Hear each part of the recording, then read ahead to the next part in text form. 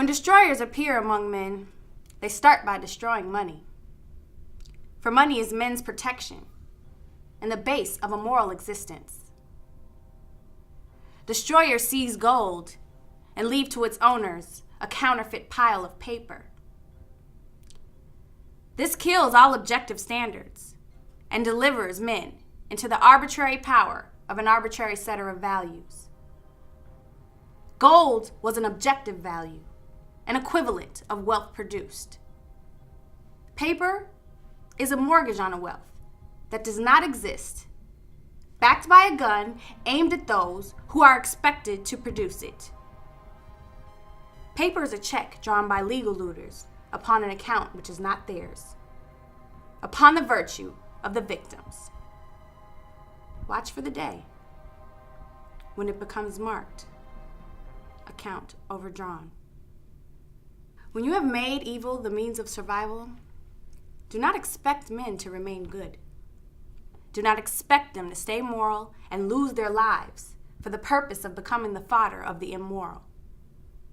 Do not expect them to produce when production is punished and looting is rewarded.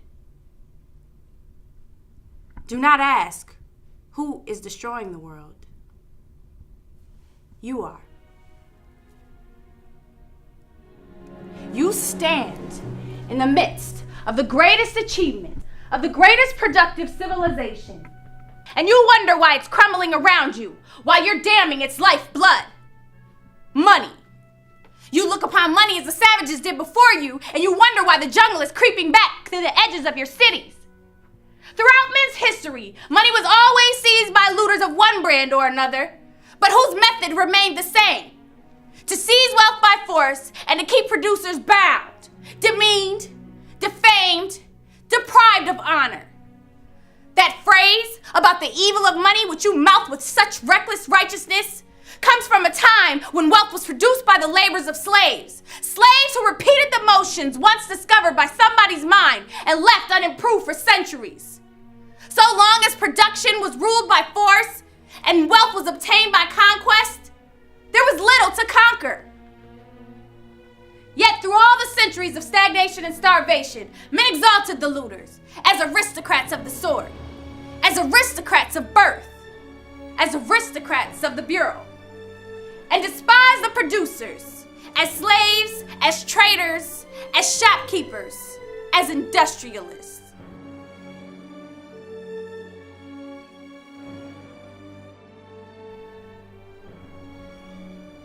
To the glory of mankind, there was, for the first and only time in history, a country of money.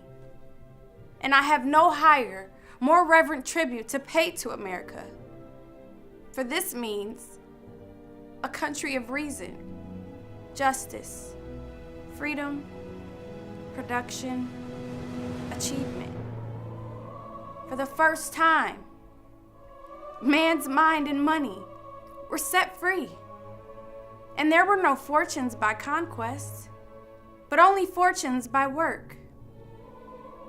And instead of swordsmen and slaves, there appeared the real maker of wealth, the greatest worker, the highest type of human being, the self-made men, the American industrialist. If you ask me to name the proudest distinction of Americans, I would choose, because it contains all the others, the fact that they were the people who created the phrase, to make money. No other language or nation had ever used these words before. Men had always thought of wealth as a static quantity, to be seized, begged, inherited, shared, looted, or obtained as a favor. Americans were the first to understand that wealth has to be created. The words to make money hold the essence of human morality. Yet these were the words for which Americans were denounced by the rotted cultures of the looters' continents.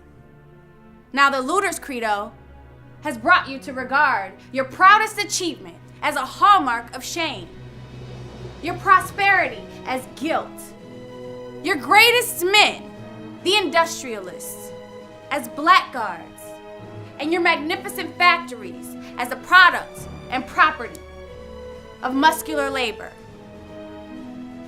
The labor of whip-driven slaves, like the pyramids of Egypt. The rotters who simper that he sees no difference between the power of the dollar and the power of the whip ought to learn the difference on his own hide, as I think he will. Until you discover that money is the root of all good, you ask for your own destruction. When money ceases to be the tool by which men deal with one another, men become the tools of men. Blood, whips, and guns, or dollars.